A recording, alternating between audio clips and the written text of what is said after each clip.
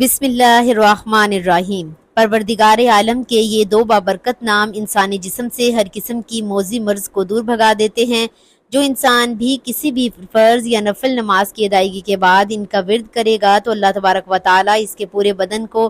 ہر طرح کے روگ سے پاک و صاف فرما دے گا۔ خالق کائنات کے ان دو ناموں کی تلاوت کرنے والا شخص کبھی بھی شدید بیماری کا شکار نہیں ہوتا۔ معزز محترم ناظرین، آج کی اس مخصوص اور اہم ترین ویڈیو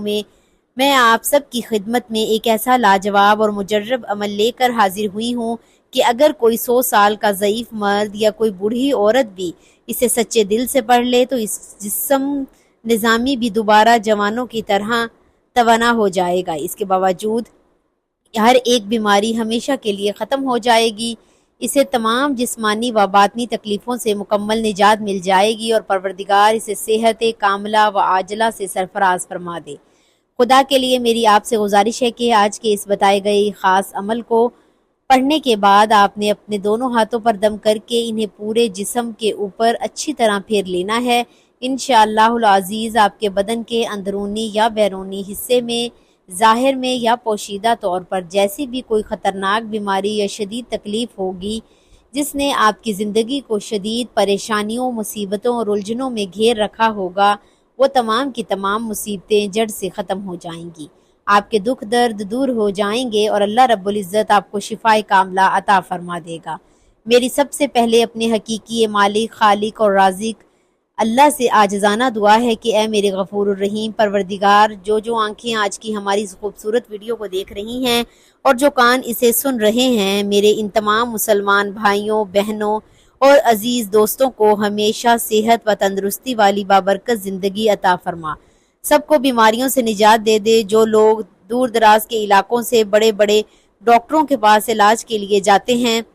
اپنی جمع پونجی اور بہت سے پیسے مہنگی ادویات پر لگاتے ہیں اور بڑے بڑے ہسپتالوں سے علاج کرواتے ہیں، لیکن پھر بھی انہیں شفا نصیب نہیں ہوتی، اے میرے کریم اللہ، آج کے اس وظیفے اور اس عظیم عمل کی برکت سے اور اس مبارک وظیفے کی روحانی طاقت کے وسیلے سے ان سب کے تمام پوشیدہ و ظاہر بیماریوں کو دور فرما دینا اور سب کو اپنے فضل سے شفا عطا فرما دینا، آمین۔ حضرت ابو ہریرہ رضی اللہ تعالیٰ عنہ سے مروی ہے کہ آپ صلی اللہ علیہ وآلہ وسلم کا فرمان عالی شان ہے، اللہ تعالیٰ قیامت کے دن سب کے سامنے فرمائے گا، اے ابن آدم، میں دنیا میں مریض تھا لیکن تو نے میری تیمارداری اور مزاج پرسی کیوں نہ کی؟ بندہ یہ سن کر حیرت سے عرض کرے گا، اے میرے اللہ، میں آپ کی عیادت کیسے کر سکتا تھا، حالانکہ آپ تو رب العالمین ہیں، یعنی آپ بیمار ہونے کی تمام کمزوریوں سے پاک اور بلند ہیں۔ تو اللہ تعالیٰ کی طرف سے اسے یہ جواب آئے گا کہ میرا فلاں بندہ دنیا میں مریض تھا لیکن تو نے اس کی تیمارداری نہیں کی، کیا تجھے اس بات کا علم نہیں تھا کہ اگر تو اس بیمار بندے کی تیمارداری کرنے جاتا تو مجھے اس کے پاس پاتا؟ حضرت ابو ہریرہ رضی اللہ تعالیٰ عنہ اور حضرت عبداللہ بن عمر رضی اللہ تعالیٰ عنہ سے مروی ہے کہ آپ صلی اللہ علیہ وآلہ وسلم کا فرمان ہے کہ جب کوئی شخص کسی مریض کی تیمارداری کے لیے اس کے گھر جاتا ہے تو اللہ تعالیٰ اس کے اعزاز میں 70,000 فرشتوں کو مقرر فرما دیتا ہے جو اس کے واپس آنے تک اس کے لیے دعائے مغفرت اور بخشش کرتے رہتے ہیں۔ یہ تیمارداری کسی دنیاوی غرض کے لیے نہیں، بغیر خالص اللہ کے لیے کرنے والا شخص جب اپنا قدم زمین سے اٹھاتا ہے تو اس کے لیے ایک نیکی لکھ دی جاتی ہے اور جب وہ قدم دوبارہ زمین پر رکھتا ہے تو اس کا ایک گناہ مٹا دیا جاتا ہے اور اس کا آخروی درجہ بلند کر دیا جاتا ہے، یہاں تک کہ جب وہ اس مریض کے پاس تیمارداری کے لیے جا کر بیٹھتا ہے تو اللہ تعالیٰ کی خاص رحمت اسے چاروں طرف سے ڈھانپ لیتی ہے اور وہ اس وقت تک اللہ کی رحمت کے سائے میں ڈھکا رہتا ہے جب تک وہ مریض کی تیمارداری مکمل کر کے وہاں سے واپس نہیں آ جاتا۔ حضرت انس رضی اللہ تعالیٰ عنہ سے مروی ہے کہ آپ صلی اللہ علیہ وآلہ وسلم کا فرمان ہے، جو شخص اپنے گھر سے اچھی طرح کامل وضو کرے اور ثواب کی نیت سے اپنے کسی مسلمان بھائی کی عیادت کے لیے جائے تو اسے جہنم کی آگ سے 70 سال کی مسافت کے برابر دور کر دیا جاتا ہے۔ حضرت ابن عباس رضی اللہ تعالیٰ عنہ سے مروی ہے کہ آپ صلی اللہ علیہ وآلہ وسلم کا فرمان ہے، تیمارداری کرنے والا شخص مریض کے پاس بیٹھ کر 7 مرتبہ یہ مسنون دعا پڑھے، اسأل العظیم رب العرش العظیم ان یشفیک، تو اللہ تعالیٰ اسے اس مرض سے ضرور شفا عطا فرماتا ہے۔ اس کے علاوہ بھی بہت سی دعائیں حدیث مبارکہ میں آئی ہیں، اسی لیے ایک ڈاکٹر بشرط ایمان ان سب اجر و ثواب کا اس وقت تک کامل حقدار ہوتا ہے جب وہ نیک نیتی، اخلاص اور خدمت خلق کے سچے جذبے سے یہ اہم کام انجام دے۔ مریض کو تسلی کے کلمات کہنا اور اس کی ڈھارس بندھانا عبادت ہے، جو کہ ایک بہترین عبادت ہے، اور اس کے بعد اس کا صحیح علاج معالجہ کرنا مزید باعث اجر و ثواب ہے۔ اگر خدا نخواستہ کوئی ڈاکٹر مریض سے محض پیسے بٹورنے اور دولت کمانے کے لیے کام کر رہا ہے تو وہ ایک تجارتی دھندا تو کہلایا جا سکتا ہے، لیکن اسے خدمت خلق کا نام دینا سراسر ناانصافی ہوگی، کیونکہ یہ انسانیت کی بہت بڑی خدمت ہے، اور اسلام انسانیت سے مکمل ہمدردی اور خیرخواہی کا نام ہے۔ اس لیے شریعت مطہرہ نے اس بارے میں ہمیں مکمل رہنمائی عطا کی ہے، اور ڈاکٹر کی ضرورت، اس کے معیار، ذمہ داریوں اور اس کی معاشی حیثیت کو بڑی اہمیت سے بیان کیا گیا ہے۔ اللہ تبارک و تعالیٰ نے اس کائنات میں ہر زہر کے ساتھ ساتھ اس کا تریاق بھی پیدا فرمایا ہے، اور تمام بیماریوں کے ساتھ ساتھ ان کا علاج بھی۔ رسول اللہ صلی اللہ علیہ وسلم نے ارشاد فرمایا، اللہ تعالیٰ نے بڑھاپے کے سوا ہر بیماری کی دوا پیدا کی ہے۔ یہ اب انسان کا اپنا کام ہے کہ وہ اللہ تعالیٰ کی دی ہوئی عقل، سمجھ، بوجھ اور تجربے کی قوت کو مثبت استعمال کرتے ہوئے نئی دواؤں کو دریافت کرے۔ اس کام کو میڈیکل سائنس اور ڈاکٹرز بخوبی انجام دیتے ہیں، اسی لیے اس بات میں کوئی شک و شبہ نہیں ہے کہ انسانیت کے پہلو سے ان کی یہ خدمات نہایت اہم اور قابل ستائش ہیں۔ کسی بھوکے کو کھانا کھلانا، کسی محتاج کو کپڑے پہنانا، کسی معذور کے کام میں ہاتھ بٹانا اور کسی ضرورت مند کی حاجت پوری کرنا، یہ سب مخلوق خدا کی خدمت ہے۔ لیکن ایک انسان سب سے زیادہ کسی دوسرے کی خدمت کا محتاج اس وقت ہوتا ہے جب وہ مریض اور لاچار ہو جاتا ہے۔ بیماری انسان کو ایسے کمزور مقام پر پہنچا دیتی ہے کہ سامنے لذیذ کھانا موجود ہونے کے باوجود وہ اسے خود اپنے ہاتھ سے نہیں کھا سکتا۔ ہاتھ پاؤں سلامت ہیں، لیکن وہ اپنی مرضی سے ایک قدم چل نہیں سکتا، اور وہ اپنے تیمارداروں اور مددگاروں کے رحم و کرم کا محتاج ہو جاتا ہے۔ اسی لیے رسول اللہ صلی اللہ علیہ وسلم نے مریض کی عیادت اور اس کی تیمارداری کو بے حد اجر و ثواب کا باعث قرار دیا۔ آپ صلی اللہ علیہ وسلم نے فرمایا، جب تک ایک شخص اپنے کسی مریض بھائی کی عیادت میں مصروف رہے، گویا وہ اس وقت تک جنت کے باغ میں ٹہل رہا ہوتا ہے۔ اس طرح ڈاکٹرز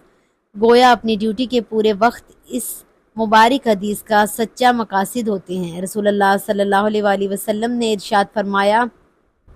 کہ لوگوں میں سب سے بہترین انسان وہ ہے جو دوسرے لوگوں کو سب سے زیادہ نفع اور فائدہ پہنچائے، اور بھلا دنیا میں وہ اور کون ہو سکتا ہے جو انسانوں کے لیے ایک مخلص ڈاکٹر اور معالج سے بڑھ کر نفع بخش ہو۔ اسی طرح گویا رسول اللہ صلی اللہ علیہ وسلم نے بارگاہ اقدس سے ڈاکٹروں کو خیر الناس یعنی بہترین انسان کا ایک عظیم ایوارڈ ملا ہے۔ ان سے بڑھ کر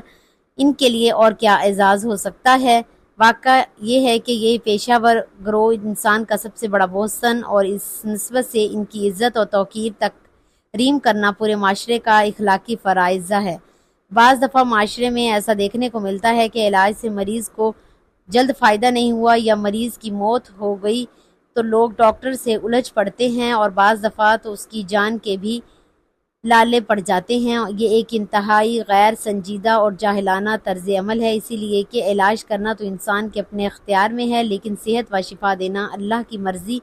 کے بغیر کبھی حاصل نہیں ہو سکتا۔ جو شخص معاشرے میں کسی بڑے مقام کا حامل ہوتا ہے، اس نسبت سے اس پر ذمہ داریاں بھی عائد ہوتی ہیں۔ اسی لیے ڈاکٹرز اور معالج حضرات کو اپنی ان ذمہ داریوں پر بھی خصوصی توجہ دینی چاہیے۔ ایک ڈاکٹر کا بنیادی فریضہ یہ ہے کہ وہ اس پیشے میں خدمت کے پہلو کو ہمیشہ مقدم اور اوپر رکھے۔ ہم یہ تو نہیں کہہ سکتے کہ تمام مریضوں کا مفت علاج کرنا شروع کر دے اور اپنے گھر سے مہنگی دوائیاں لا کر کھلائے، لیکن یہ ضرور ہے کہ اس پیشے کو محض ایک لوٹ کھسوٹ کی تجارت اور بزنس نہ دینا جائے، اور دنیاوی اجرت کے ساتھ ساتھ آخرت کے اجر کے پہلو کو بھی ہمیشہ ملوت رکھا جائے۔ اس وقت ہمارے معاشرے کی صورتحال یہ ہو چکی ہے، تعلیم اور علاج نے ایک زبردست منافع بخش کاروبار کی صورت اختیار کر لی ہے، اور معاشی کشش کی وجہ سے بہت سے کمرشل ہوٹل اب اسپتالوں میں تبدیل ہو چکے ہیں۔ ڈاکٹر کی بھاری فیسز غریب مریض کے لیے ناقابل برداشت بن گئی ہیں، اور پھر فیسوں کے سلسلے میں بھی ایک نئی بڑی روایت یہ ہوتی ہے کہ مریض جتنی بار بھی مشورے کے لیے جائے اس سے ہر بار نئی فیس وصول کی جائے۔ اس طرح بعض اوقات ہر ہفتے ڈاکٹرز فیس وصول کر لیتے ہیں، پھر آمدنی کے بالواسطہ ذرائع اور غریب لوگوں کے لیے ہسپتال جانے کا تصور بھی ایک بہت بڑا بوجھ بنتا جا رہا ہے۔ ادویات اور ٹیسٹوں پر کمیشن لینا شرعی اعتبار سے رشوت کی ایک قسم ہے۔ اس کا لینا سرسرا حرام ہے اور اس ناجائز کام میں واسطہ یا ذریعہ بننا بھی بالکل حرام ہے۔ یاد رکھیں، اسلام میں جہاں حقوق اللہ کی بہت زیادہ اہمیت ہے، وہیں حقوق البنیاد کو بھی بنیادی اور دوہری اہمیت دی گئی ہے۔ حقوق العباد میں خدمت خلق سب سے بنیادی اہمیت کا حامل شعبہ ہے اور خدمت خلق کے شعبے میں بیمار اور لاچار مریض افراد کا علاج معالجہ کرنا اور ان کی خدمت کرنا ایک عظیم نیکی ہے۔ اگر ڈاکٹر حضرات اپنے اس پیشے میں اخلاص، محبت اور اصرار کا مظاہرہ کرتے ہوئے اپنی ذمہ داری پوری کریں تو بلا شبہ یہ انسان کی خدمت کا اور ایک عظیم نیکی ہوگی۔ ناظرین، اب آپ نے روزانہ 111 مرتبہ یا اللہ یا سلام کو پڑھ کر اپنے مریض کے اوپر اول و آخر درود شریف کے ساتھ دم کرنا ہے۔ انشاءاللہ اللہ پاک کے فضل و کرم سے جیسے جیسے آپ یہ عمل کرنا شروع کریں گے، مریض کی بیماری دن بہ دن کم ہونا شروع ہو جائے گی، اس کی شدید تکلیف کم ہو جائے گی اور اس کے لیے آسانیاں پیدا ہو جائیں گی اور اس کے جسم سے بیماری ہمیشہ کے لیے ختم ہو جائے گی۔ ناظرین، اس عمل کو آپ نے اپنی زندگی میں لازمی کر لینا ہے۔ 111 مرتبہ پڑھ کے آپ نے مریض پر دم کرنا ہے۔ انشاءاللہ اللہ پاک اپنے کرم سے شفا عطا فرما دیں گے۔ ناظرین، ہم سب یہ بات اچھی طرح جانتے ہیں کہ صحت اللہ کی بہت بڑی اور انمول نعمت ہے، لیکن ہر انسان اپنی زندگی میں کبھی نہ کبھی کسی نہ کسی مرض یا تکلیف دہ بیماری میں ضرور مبتلا ہو جاتا ہے۔ تو ایسی حالت میں ہمیں اللہ پاک سے رو رو کر دعا کرنی چاہیے کہ اللہ پاک ہم سب کی بیماریوں کو دور فرمائے اور ہم پر اپنا خاص فضل و کرم عطا فرمائے، آمین۔ پیارے دوستو، اگر آپ کو ہماری آج کی ویڈیو اچھی لگی ہے تو اس کو لائک کریں، اپنے دوستوں کے ساتھ شیئر کریں اور ہمارے چینل کو سبسکرائب کریں اور اللہ تعالیٰ کے 99 ناموں میں سے کوئی ایک نام لکھ کر کمنٹس میں ضرور شیئر کریں۔ اللہ پاک ہم سب کا حامی و ناصر ہو، آمین۔ جزاک اللہ۔ اللہ حافظ۔